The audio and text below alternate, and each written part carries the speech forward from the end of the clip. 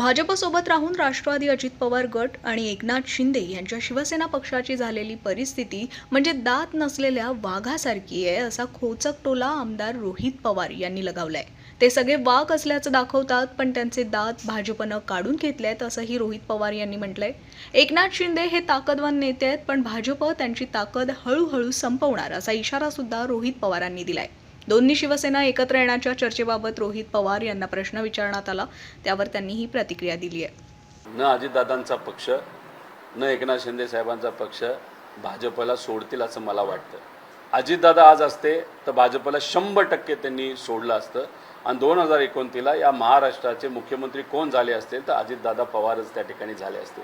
आता ते धाडस आणि अजितदादांच्या बाबतीतली घटना झाल्यानंतर त्याच्यात इतक्या शंका असल्यामुळे हे धाडस आत्ताच्या या दोन पक्षातल्या नेत्यांना अजिबात त्या ठिकाणी होणार नाही, हे मी स्पष्टपणे तिथं सांगतो।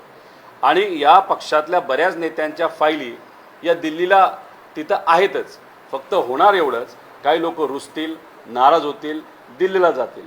आता MLC इलेक्शन जाहीर होण्यापूर्वी आपण बघितलं असेल की आम्हाला 8 जागा मिळाल्या पाहिजे, आता 4 जागा देऊन त्यांना शांत बसावं लागलं। त्यामुळे कुठं ना कुठेतरी आम्ही सातत्याने जे बोलतोय की भाजप हा जो पक्ष आहे तो मित्र पक्षाला संपवल्याशिवाय राहत नाही। आणि ज्या नेत्यांना ते घेतात त्यांना सुद्धा तिथं सांगितलं जातं, उठ बस, हे भाषण कर, हे स्टेटमेंट दे।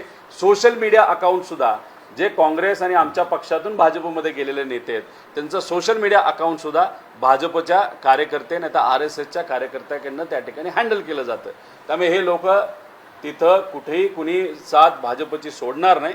एक मात्र खरं, 29च्या आधी अजितदादांच्या पक्षाचे आणि एकनाथ शिंदे साहेबांच्या पक्षातले 40 आमदार मात्र नक्कीच त्यांची साथ सोडून भाजपमध्ये जाऊ शकतील आणि त्यावेळेस सामान्य परिवारातले, सामान्य कुटुंबातले लोकांना आमदार होण्याची संधी तिथं मिळणार, कारण का लोकच इतकी चिडलेली असतील, या नेत्यांना बाजूला सारून सामान्य लोकांना पुढे आणतील आणि निवडून देतील असं मला तरी त्या ठिकाणी वाटतं। ती अस्वस्थता वाढली आहे शिंदे गटाची, कारण त्यांच्या जसं ते म्हणतात की अनेक आमदारांना त्यांच्याकडून फोडण्याचा प्रयत्न आहे। या महाराष्ट्रावर या महाराष्ट्रावर जेव्हा अन्याय होतो, सामान्य लोकांवर अन्याय होतो, आम्ही अस्वस्थ होतो, पण आम्ही सत्तेत नाही ना गेलो, आम्ही रस्त्यावर उतरलो।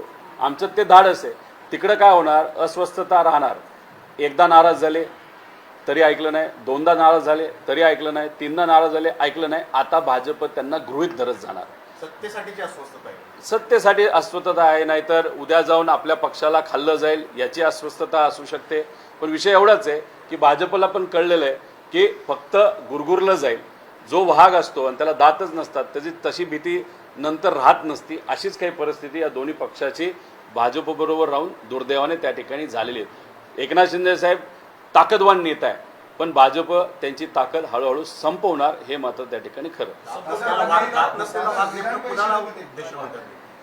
भाजप बरोबर असणारे दोन्ही पक्ष यांना त्या ठिकाणी मी बोलतोय की वाघ आहेत, दाखवतात वाघ आहेत, पण त्यांच्याकडे दुर्दैवाने दात सगळे भाजपली त्या ठिकाणी काढून घेतले। जसं पोलीस प्रशासनाचं दुर्दैवाने आज झालेलं आहे। पोलीस प्रशासनामधले अनेक अधिकारी चांगले आहेत, कॉन्स्टेबल चांगले आहेत, पण वरून दबाव असल्यामुळे त्यांचं काय झालं की कुणीच त्यांना दुर्दैवाने तिथं घाबरत नाही आणि याच्यात कायदा व सुव्यवस्थेची परिस्थिती या महाराष्ट्रामध्ये दुर्दैवाने खराब होत चालली।